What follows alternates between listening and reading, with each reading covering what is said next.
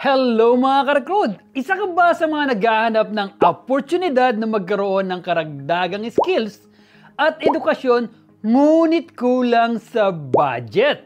Good news! Dahil may hatid akong magandang balita sa inyo mula sa TESDA para sa mga iba't ibang rehiyon sa Luzon na tiyak ninyong ikatutuwa. Dahil ngayon ay babahagi ko ang iilan sa mga lugar kung saan may mga libreng TESDA training and programs na maaari makatulong sa iyo upang mapalawak ang iyong kaalaman at makapag-aral ng libre. At hindi lang yan, hindi lang basta libreng training ang makukuha ninyo, pati na rin ng detalye tungkol sa mga allowances na maaari ninyong makuha kapag kayo ay nakakuha ng slot sa TESDA program. Mga ka-recruit, sa TESDA, hindi hadlang ang kakulangan ng pera para matupad ang iyong mga pangarap. Dahil may mga scholarship program sila na ibinibigay na naglalayong matulungan ka na mapaunlad ang iyong mga kakayahan at magkaroon ng magandang kinabukasan. Samantalahin po natin mga ka-recruit ang iniaalok na programa ng TESDA dahil ito ay libre at malaking benepisyo ang pwede mong makuha na maaaring magpabago ng iyong buhay. Iba't ibang libreng kurso, allowances at requirements sa Region 2, Province of Batanes, Cagayan, Isabela, Nueva Vizcaya, and Quirino. Ang TESDA Isabela School of Arts and Trades ay nagsisimula ng tumanggap ng mga enrollees para sa mga libreng training sa mga sumusunod na programa: Shielded Metal Arc Welding NC2, Food and Beverage Services NC2, Barista NC2, Trainers Methodology Level 1, Caregiving NC2, Bookkeeping NC3, Trainers Methodology. Ito naman ang mga iba't ibang benefits na maaari niyong makuha sa lahat ng mga kursong nabanggit sa TESDA Region 2. Free training, free assessment, at may living allowance na 160 pesos per day mga ka-recruit. Ito naman ang mga requirements na kailangan mong isumite sa registrar's office nila. Ito ay ilan lamang sa mga libreng kursong iniaalok ng TESDA Region 2 na pwede mong applyan mga ka-recruit.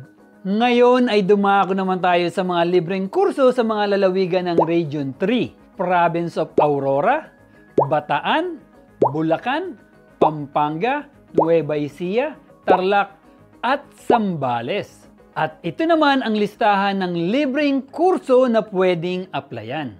Para sa TESDA Pampanga, para naman sa TESDA Nueva Ecija,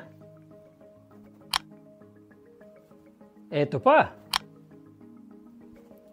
At eto pa. Para naman sa TESDA Bulacan, eto pa. At eto pa. At para naman sa TESDA Bataan, eto pa. Para naman sa TESDA Tarlac, eto pa. At eto pa. At para naman sa TESDA Aurora, eto pa.